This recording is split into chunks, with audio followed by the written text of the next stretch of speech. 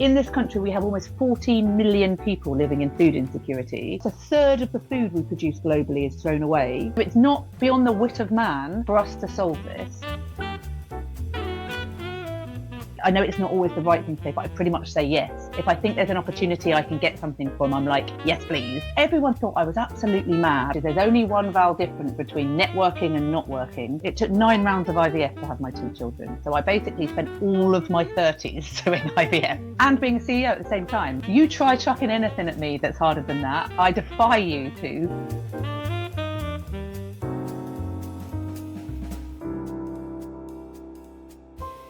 Welcome to the Great Women podcast. I'm Franny. And I'm Ollie. Today we're joined by Charlotte Hill, CEO of the Felix Project, one of the UK's leading food redistribution charities. In just over 3 years, Charlotte has massively grown it, delivering nearly 16,000 tonnes of food to over 1,200 community organisations in London, including 170 schools, and preparing over 1.3 million meals through Felix's Kitchen. Charlotte has led major organisations throughout her career, from UK Youth to Step Up to Serve, and she was awarded an OBE in 2019 for her contribution to young people. Today, we'll explore her career journey, leadership lessons, balancing work and motherhood, and the future of tackling food insecurity. Welcome, Charlotte. Thank you so much for having me. Goodness, it's always really embarrassing when people introduce you. It makes you sound really grand. It's lovely to have you. You started your career as such in Whitehall, working for Harriet Harman. I just wondered what you remember most from those years and what lessons you can take away from them. Oh my goodness. I think as a young woman coming out of university into the world of work, you couldn't have a better boss than Harriet. Genuinely a trailblazer of a woman who, you know, when she arrived in Parliament, I know decades ago now, I think she always used to say there were 3% women MPs. And, you know, her great crusade in the world has been around female leadership. She absolutely always made me believe that I could do anything and would give me tasks that now I look back and think, crikey, I wouldn't have given 20-something-year-old me that to do. That meant I learned so much, but also so many of the leadership lessons that I now live by, I learned from working with her. So, for example, she had this amazing thing called The Guardian, actually, it was the Daily Mail front page test. She always said to me, anything you say or anything you write down, whether it's on a post-it note or in an email or whatever, could be quoted on the front page of the Daily Mail as the spokeswoman for Harriet Harman says.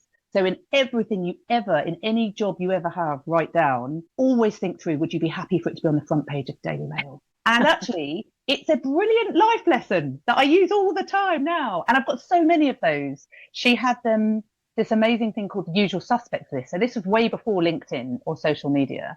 And the Usual Suspects list was basically her network. And she would say to me, if she did a big speech or something important, she'd say, send it to the Usual Suspects list. And it was her way of keeping her network informed of what she was doing. List.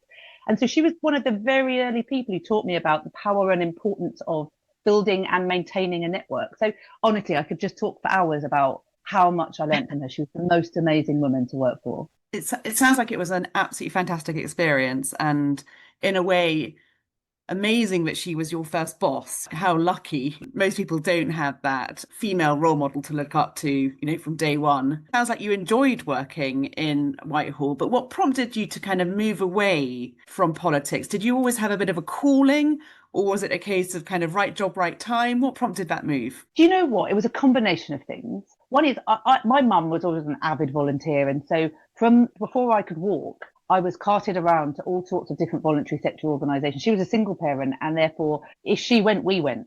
That was always kind of in my DNA. And so I've always done volunteering in various things. But actually, what I realised working in Whitehall and in my early career is I'm a person who likes getting stuff done.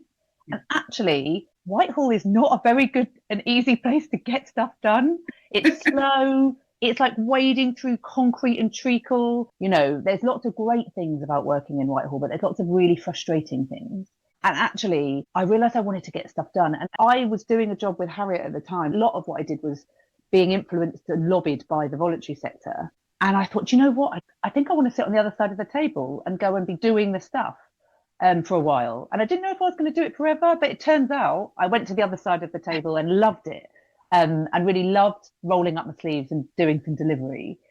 But the power, I think, of having worked in different sectors is so important. I now interact and engage with, whether it's ministers or officials or civil servants or special advisors, in a completely different way because I've sat on their side of the table. So I actually think having worked in different sectors is such a gift to have, because you can have empathy. You can understand what it is when people are trying to make decisions. It was a perfect move for me to move into the voluntary sector, but I absolutely love that the foundations of everything I learned were learned in the public sector. Charlotte, is it right that you had some time abroad? What perspective did that give you?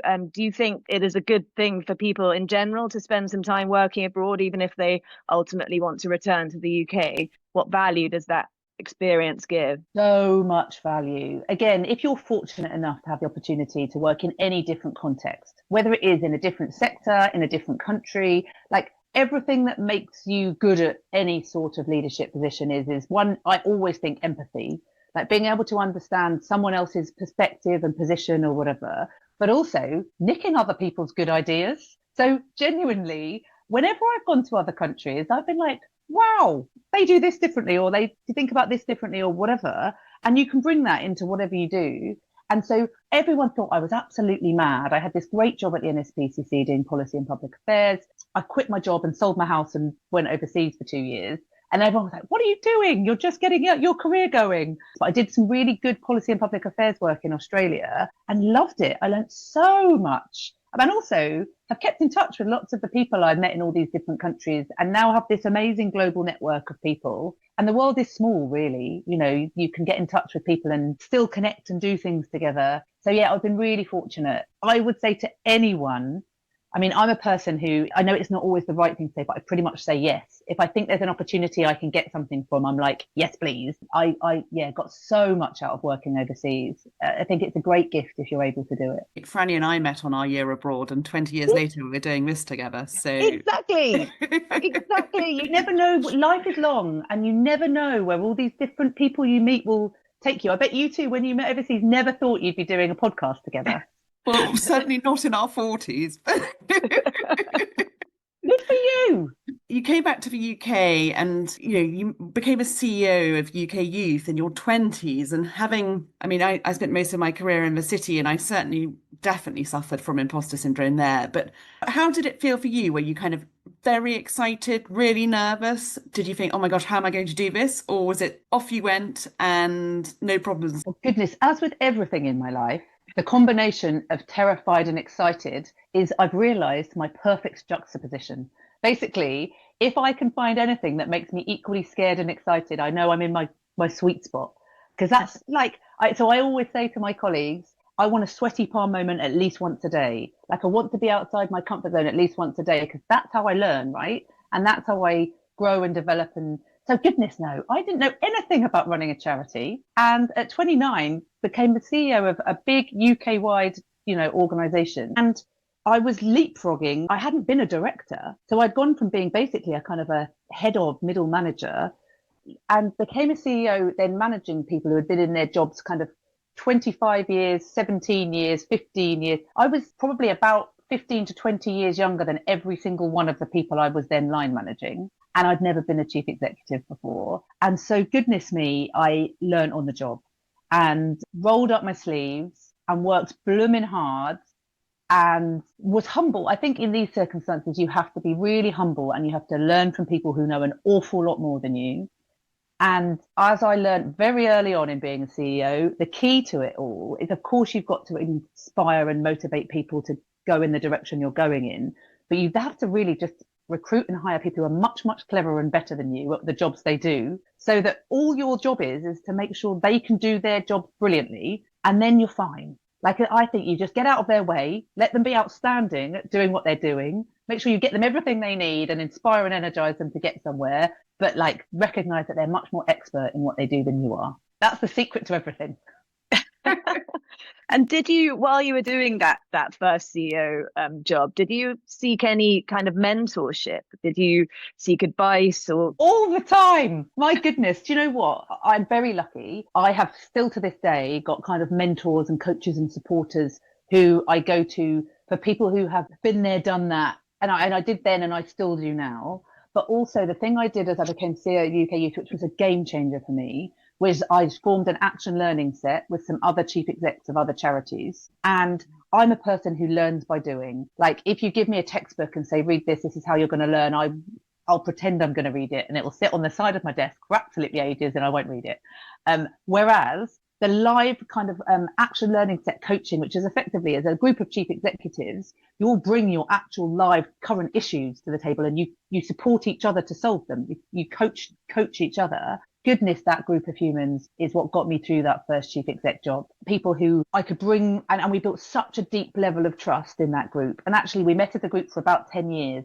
Through 3 different jobs I did, actually. And some of the members of the group changed and some of us stayed the same. And we laughed and celebrated together and we cried together and we supported each other through ups and downs and all sorts, both personal and professional. But it was the best sort of peer learning and support. So I think, of course, having mentors is great, but actually having other people who are peers who can support and coach and cheerlead and commiserate with you is the greatest thing you can have to help you through as a chief exec. I'm just curious, obviously board compositions have changed considerably, thank goodness, over the last kind of decade. But unfortunately, you're a rarity in that you're a female CEO. There aren't many of them. How do you think we can change that? Because there's no doubt that things have evolved, but they haven't kind of evolved enough, if that makes sense. Yeah, I think the first thing is like role modeling, right? Those of us who are doing it have to go out and say to other people, we're pulling you up with us. Like, I think one of my big jobs is how do I support other women? And I'll talk about women in this context, but actually the context of diversity is obviously broader than that. But in this context for females, how do I support other women to know that they can do this too? And some of that is about being a really open, authentic, honest leader and talk about what it is like to be a mum and be a CEO, or be a partner and be a CEO, or try and, all of those things that I think people, women particularly, think are a barrier to you doing these jobs. I think the more open we can be about it. So I do what I call at work very visible parenting. So I talk very openly about the fact that on a Friday morning, I've just done it, I do a pickup and a drop off, and I talk about the fact I'm doing that, and that you can be a CEO and a mum and still see your children and those sorts of things. So I think there's some role modeling in it. And then I think there's some blooming troublemaking and challenging for us all to do around saying this isn't good enough. Around saying, no, I won't be the only woman on your panel. We actually need more women speaking alongside me. About when I am on a board. So for 9 years, I was on the board of VFL Trust, which is all the football clubs below the Premier League. And when I started on that, it was a long, 10 years ago now, I was the only woman. And a huge amount of what I did on that board was around, I made sure I chaired the Nomination and Remunerations Committee. And I was in charge of helping think through the recruitment of new trustees. And we got to a stage by the time I left that it was almost 50-50 women and men on that football board. Not quite, but near enough. We had a lot of women on that board. So I think it's for us, when we step into these positions, to think about how we open up the opportunities for others. And how we talk really openly and honestly as female leaders about whether it is imposter syndrome or all of those other barriers that sometimes we believe are there that support other women to do it. And be a troublemaker when you need to be, around challenging people around why there aren't any other women sitting around a table. I mean, talking about role modelling and being open, you've been really, really open about your IVF journey. I've been through something similar, and I think it's great that more people are speaking out about their experience. How did you cope with the kind of ups and downs of that process? I mean, it's pretty horrific, let's be honest, alongside kind of keeping morale up and being a great boss and all of that. How did you balance all of that? First of all, I'm sorry that you also went through the struggling with infertility in whatever way is really hard. But the fact I'm talking about it means you've just talked about it, and that has already opened a conversation. Yeah. And I think this is one of the things that's been really important that I found is in whatever forum I talk about the fact it took 9 rounds of IVF to have my 2 children. So I basically spent all of my 30s doing IVF and being a CEO at the same time. I've never known doing IVF and not being a CEO. I've done the 2 together for like literally a decade.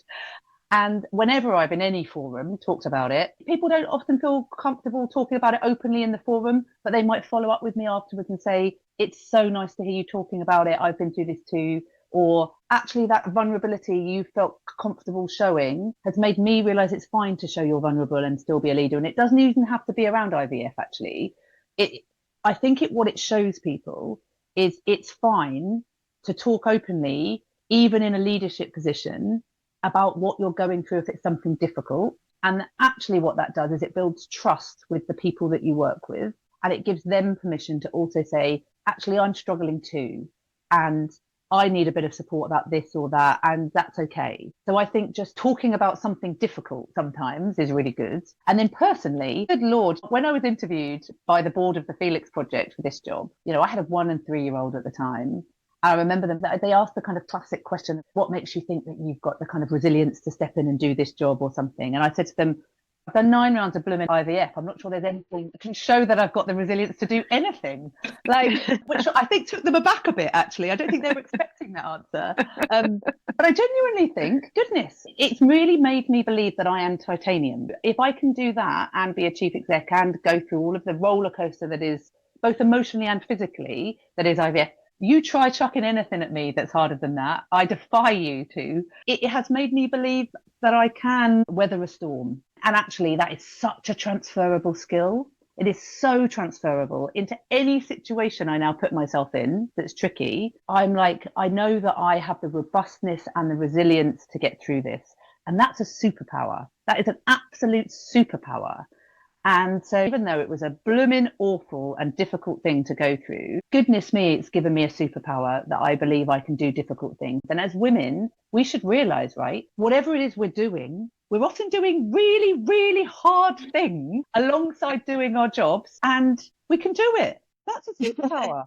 That brings me on to something else I wanted to ask you. I mean, you are living proof that you can do it. Go through 9 rounds of IVF whilst being a CEO. Then you can have babies whilst being a CEO and everything that goes with the territory of being a mother. I think I've heard you talk about this before, but if you wouldn't mind just talking again about what advice you would give to people in their mid-20s, late 20s, thinking about having a family, but also don't want to give up their careers and maybe want to go to the very top of their career. What would you say to them? Two things. Early on, I got married just before, well, about the same time, actually, I became chief exec at UK Youth. I was getting married to my long-suffering husband, who was long-suffering, I tell you. And I think lots of people were probably thinking she's about to have a baby and she's like taking on a big job. Goodness, should she be doing that or whatever? And you know what? Both taking on that job and taking on my next job, which was like 5 years later, my next CEO job, I still hadn't had a baby in either one. And if I'd held myself back and not applied for either of those jobs because I was thinking, oh, I'm about to have a baby, maybe I shouldn't apply, I wouldn't have done either job because it took me so blooming long to have the blooming children anyway. So I think we hold ourselves back at our peril, because you might think, oh goodness, I'm not going to apply for the job because we're going to try and start having a baby soon. But also you are denying the world all of your amazing capability and skills and holding yourself back when you could be doing something awesome in the world with that capability and skills.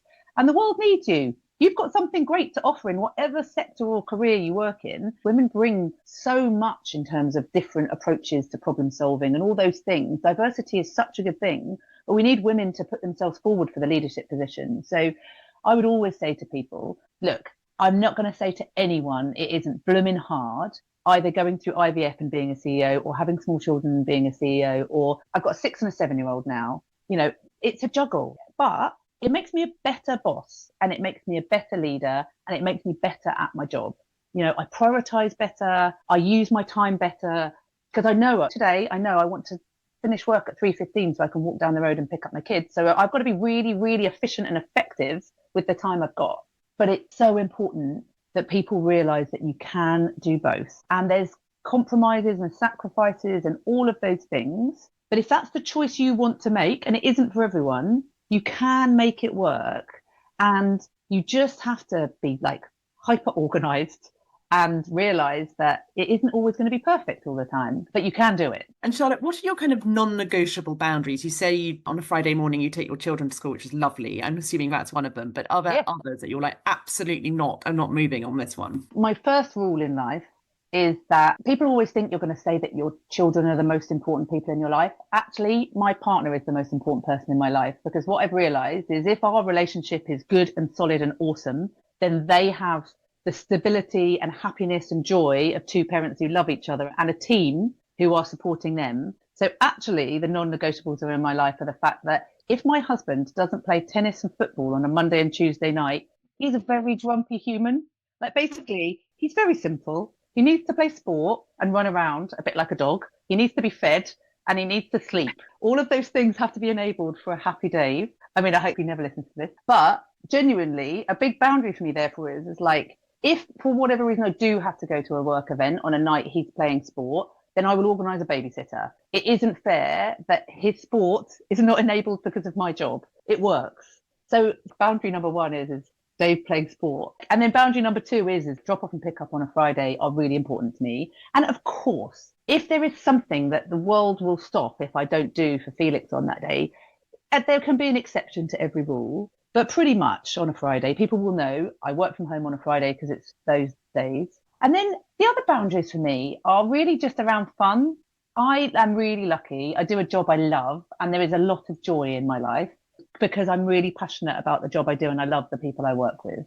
But I also am like, I will always make sure there's enough joy in my life. If it isn't fun and I'm not enjoying it, then that's a pretty hard boundary for me.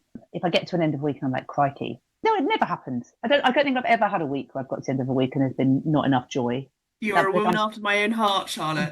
So, Charlotte, can we now start talking about the amazing thing that is the Felix Project?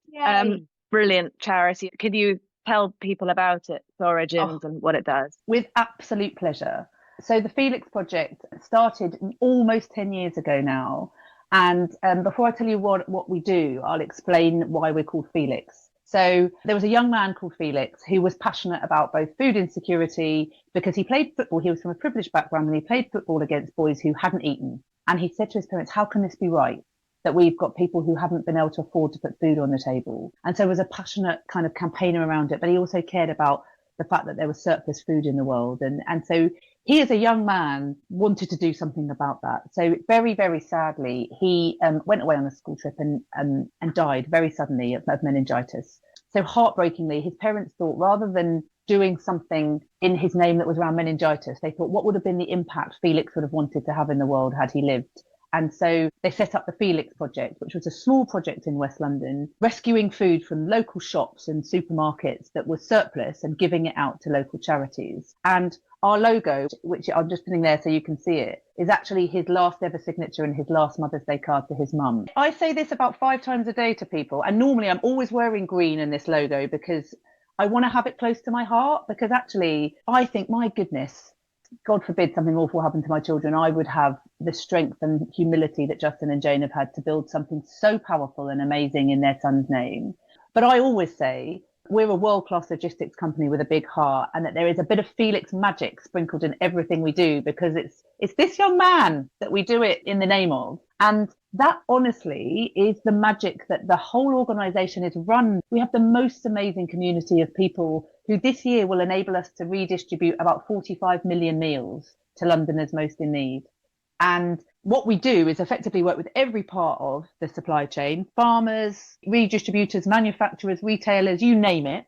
We take their surplus food and we give it to about 1,200 charities right across London who use that food for amazing social good. They use it for their domestic violence refugees, their homeless shelters, their food banks, their schools, their people who are supporting the most at risk people. And they're using that food to not only feed them, but to support them around employability skills, or to get out of that domestic violence situation they're in, or to think through actually some debt advice that gets them out of their thing. So it isn't just about feeding them, it's about supporting them to get out of the situation they were in. And they use food to enable them to do that. We do this with warehouses. We cook over 5,000 meals a day in Felix's kitchen for people who don't have access to a kitchen. We have something called Felix Bakes, where there's 1.5 million bananas a day in this country thrown away. I know, it's insane. And they've flown all the way from blooming Brazil. Carbon footprint, it's such a waste. Surplus food and food waste is one of the 3rd biggest contributors to climate change in the world. It's an absolute tragedy. 1/3 of the food we produce globally is thrown away. In this country, we have almost 14 million people living in food insecurity. And of those, over 4 million are children. 4 million children every day in this country not knowing where their next meal is coming from. And we're throwing 1/3 of the food we produce away. Now, that is just wrong. That is just wrong on every single level. And what we've shown in London with the Felix Project is we've got a way to basically get supply and demand together, get the food that's being thrown away and the people who desperately need it, linking those up. And what's really exciting is we're now merging with our colleagues at FareShare, and we're going to be doing this right across the whole of the UK, which is bonkers. But it is the most magical and amazing organisation to be part of. It's doing something incredibly practical that both environmentally and socially is so important. It's doing it honestly in the name of a young man that I just think, goodness me, aren't I lucky to get to run an organisation that's built on hope and optimism and people believing that you can do good in the world. And we had 13,000 volunteers just in London last year who came and did it alongside us because they believe that too. And the world can feel bleak and dark out there if you listen to the news. But I tell you, the world is full of good, amazing people who want to make the world better. And we support incredible community organisations doing amazing stuff on very little every day. And so I defy anyone to come and be part of our Felix community and not believe that we can all have the agency to make the world better. Because we can, and we shouldn't believe that the world is broken and awful. We should be part of making the world fixed and better and amazing, and we can all do that. Can we talk a little bit about the merger and kind of what that means in terms of scaling the charity, and also partnerships are integral to what you've achieved at the Felix Project? How will that change, or will it just get bigger? Just tell us more about the future. I think the absolutely joyful thing about the merger is FareShare and Felix have worked alongside each other for a long time. Felix delivering this brilliantly in London, FareShare delivering and working with an amazing network of partners across the UK, both committed to a country where no good food is wasted and no one goes hungry. We focused on London, they've been doing it in the rest of the world, but we have partnered so successfully for such a long time. And actually, what Chris, who's the CEO of FareShare, and I sat down almost a year ago now, was let's really properly have a look at whether doing this as one organisation rather than two would help us achieve that mission better together. And I give my absolute credit to Chris that we've always said right from the beginning, we wrote down just a little simple list of principles of how we wanted to consider this merger. And the first one was, this has got to be about mission, not ego. This has got to be about, if as two organisations, we lift the bonnet and do the proper work of understanding if as one organisation we could do this better than two. And if the answer is yes, it's our actual responsibility as two CEOs to try and make that happen. Because running a voluntary sector organisation should always be about achieving your mission, not about perpetuating your organisation or keeping your job. So what we realised having done the work is, goodness me, we could be a superpower together. Like what we need in this country is a massive step change in food rescue and redistribution, and actually having a fragmented voluntary sector, doing it in bits rather than together, is part of the problem. And what we want to be is part of the solution. And the food industry has always said to us, the simpler you can make it for us to get our food into your system, the better. And by us coming together, it's simpler for them, it's more efficient and effective in the middle, and it's easier and better for the partners that we're going to work with out the other side. So it's a no-brainer, and it means that we bring the brilliance of FareShare, their 30 years experience of logistics and working with the food industry and doing this across the country, with the start-up impatient energy of the Felix Project. I always say, like, no matter how big we get, I want us to keep the energy and innovation of a startup. That's what keeps us growing and challenging, being a challenger. And what we can bring together, I think, is the kind of stable core with the disruptive edge, which is what I think by bringing our two organisations together we can do. And in this country, of that third of the food that's wasted, less than 1% of that is redistributed to people at the moment, which is a mind-blowingly small percentage. In America, more than 8% of the food that's wasted is redistributed to people, which is hundreds and hundreds of millions of meals every year more. Why the discrepancy, Charlotte? So partly, and this was one of the motivators for the merger, they have created one big entity called Feeding America that is one big joined up force that has a powerful voice into government, that has a powerful voice into the food industry, that then very efficiently and effectively uses tech and all sorts of other things to then distribute the food out. So having one joined up voice in America has massively helped. And Feeding America is the second largest charity in the United States. It's huge. Wow. So they have that. Secondly, there is a whole load of stuff around the regulation, policy, legislative environment that is much more conducive to businesses doing it in the States than there is here. And one of the big things we're pushing with government is changing the tax incentives, they have something called a Good Samaritan law over there. That means there's no litigation. If a company gives out food and someone were to get sick, they won't be sued. There's stuff around mandatory food waste reporting in other countries. We don't have any of it here. And if you don't measure it, it's very hard to challenge. Stuff around how we incentivize farmers in this country. £750 million a year is spent incentivizing farmers to send food to anaerobic digestion, to become animal feed or fertilizer. There is no equivalent to send it into our system. So all of these sorts of bits of stuff that we are now working with government will do it better as a united organisation, by the way. We'll have a louder and more influential voice. We need to get those things shifting and changing with government. We need the food industry to step up and step in once we remove those barriers. We need to be efficient and effective and use tech better and all those things as an organisation. And we need to be much clearer on measuring impact and all sorts of stuff. So it's genuinely going to be a cross-sector collaboration with government, the private sector, the voluntary sector, for us to get to that step change. But we can do it. There's so many other countries where this is happening. So it's not beyond the wit of man for us to solve this. And I genuinely believe bringing Felix and FareShare together is the first step in us delivering that step change in this country. It's fantastic. It's so exciting. As you scale up, I mean, it seems, as you said, the kind of culture at the Felix Project is really special, and you've got a startup mentality and you want to keep that. How do you safeguard that special culture as you become a much larger organisation? What plans do you have? Because I think, and I've experienced a merger and it wasn't great. I think they got the deal done and that was that. They kind of hadn't really thought it through. So just interested in how you nurture that amazing culture. It's such a good question. I always say this at Felix. Of course, I care about the what we do and the impact we have and all of that. But actually, the how we do it is way more important to me than the what we do. And at Felix, I always say there's two things I care about. Are we keeping people safe and are we keeping people happy? And I think if people are safe, and obviously in our context, that's health and safety and food safety and all of those things, but it's also psychological safety. People have to feel psychologically safe in their role and in the organisation. And are we keeping people happy? Do people feel energized and excited and motivated and invested in and all of those things? They know where they're going. They know the impact they're having, all of that stuff, and having fun. If people are safe and happy, everything else follows. And I think you can set all the blooming KPIs and things you want in the world, but if people are safe and happy, they will perform and they will produce brilliant things.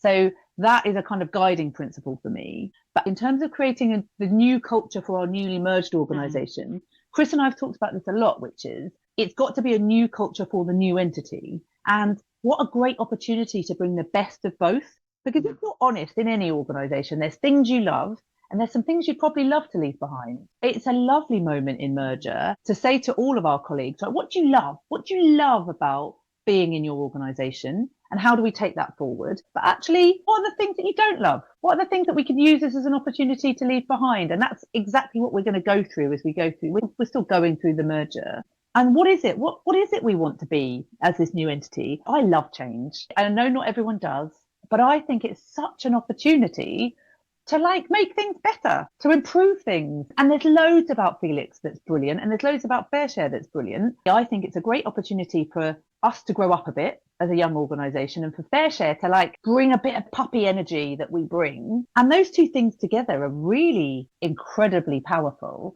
and will be powerful. And I absolutely think in all of it, we at Felix at the moment have 4 values, which we talk about all the time. And every communication I send out to people, I do it against our values, which is we solve it differently, we make it happen, we do it together, we do it with heart. Those are our 4 values. They pretty brilliantly describe the way we do everything, and the innovation, the blooming commitment to delivery, the kind of compassion, but also the collaborative spirit through which we do everything. And I think as a new organisation, we'll figure out what are our values. And then it's around always, for me as a leader, living them, genuinely living them.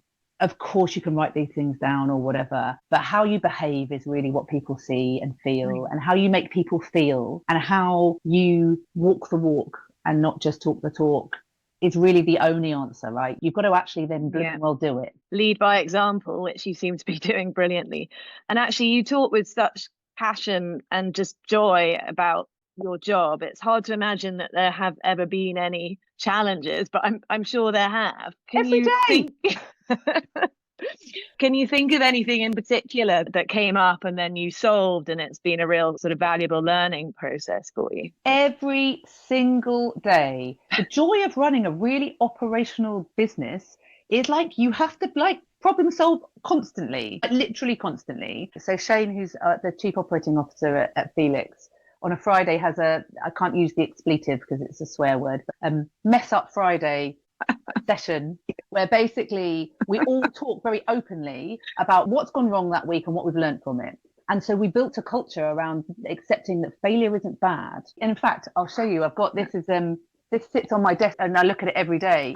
Don't be afraid to fail, be afraid not to try. Oh, that's brilliant. That is honestly, it sits in front of me all the time. And if I need it, I'll give it a little squeeze. It's much worse not to try than to fail. Like, failure isn't a bad thing. That's how we learn. That's how we get better. So I think we've got a really bad attitude to failure in this country. We should embrace it. So we do this thing at Felix called the full benefit. So it's a Navy SEAL thing, like the Marines use it, which is when something's gone disastrously wrong in an exercise when you're a Marine, they always say at the end, right, have we got the full benefit out of that failure? Which means have you taken every single bit of learning you can out of the fact that something on the face of it was a disaster? If you've taken the full benefit out of the disaster, it's not a disaster because you've taken all of the learning and all of the experience out of it. And then it kind of comes back to the IVF conversation, right, which is on the face of it, it looked like an absolutely horrendous and awful thing. But I really feel like I took the full benefit out of it, right? I took all of the blooming learning out of the hard stuff and it made me better out the other side. And so, yeah, there's honestly just so many examples of things I didn't do brilliantly and I learned from.